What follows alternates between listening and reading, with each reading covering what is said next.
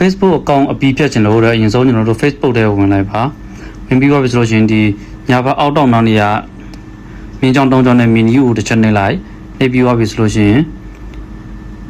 ဒီညာဘက်အပေါ်မှာပေါ့နော်ဒီမှာ setting လေးရှိတယ်ဟောတစ်ချက်နှိပ်လိုက် setting ပိန်းလုံးလေးပေါ့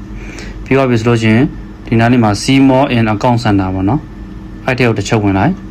ဝင်ပြီးတော့ပြီဆိုလို့ရှိရင်ဒီထဲမှာpersonal details ဆိုလေးရှိတယ်ဒီနားလေးမှာပါတစ်ချက်ဝင်လိုက်ဝင်ပြီးတော့ပြီဆိုလို့ရှိရင်ဒီအောက်ဆုံးက account ownership and control ဆိုတာလေးကိုတစ်ချက်နှိပ်လိုက်ပါဒီအောက်ဆုံးကတစ်ခုကိုရွေးလိုက်ပါပြီးတော့ပြီဆိုလို့ရှိရင်ကျွန်တော်တို့ဒီနာမည်ကိုထပ်ရွေးလိုက်ဟာ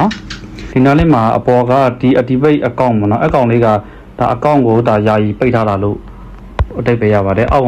ကကတော့ delete account ဖြတ်ပြတာပေါ့နော်ကျွန်တော်တို့ account ဖြတ်ပြမှာဆိုတော့ဒီ delete account ကိုရွေးလိုက်ပါပြီးရင် continue ကိုဆက်နှိပ်လိုက်ပါ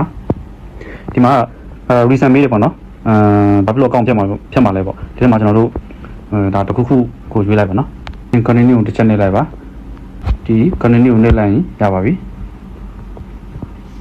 ဒီမှာ password တောင်းတယ် password ရိုက်ထည့်ပြီးသွားပြီဆိုလို့ရှိရင် continue ကိုနှိပ်ပြီးရင်ဒါ account